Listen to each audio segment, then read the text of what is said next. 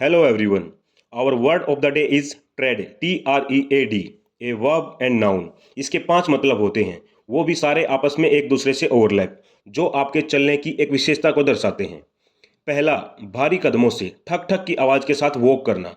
To put your foot while you are walking. For example, be careful you do not tread in that puddle. ध्यान रखो कहीं उस कीचड़ वाले गड्ढे में तुम्हारा पैर ना पड़े। दूसरा, अब उन्हीं भारी कदमों से किसी चीज पर चलना, पैर रखना या फिर किसी चीज को पैर रखकर कुचलना। To press down on something with your foot. For example, do not tread on the crops. खेतों में भी जब हम होते हैं तो बोलते हैं ध्यान रखना फसल के ऊपर पैर ना रखा जाए, जिससे वो कुचली जाए और पौधा खराब हो।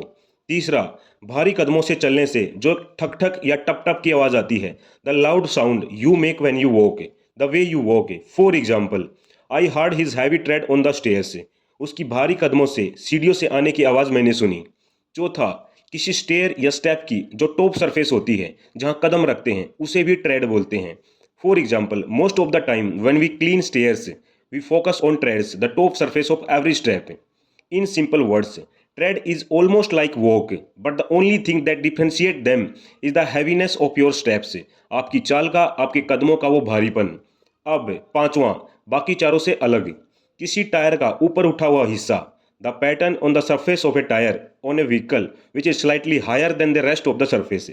टायर की गुड्डी, टायर का वो मोटा उठा हुआ हिस्सा जिससे चलने में ग्रिप बनती है।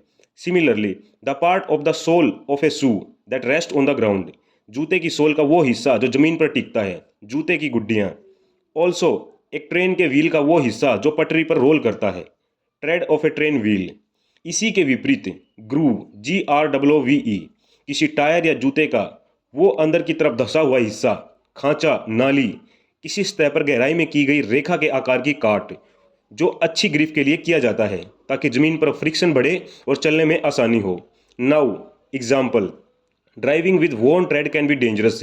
घिसे हुए टायर मतलब घिसी हुई गुड्डियों के साथ गाड़ी चलाना खतरनाक हो सकता है।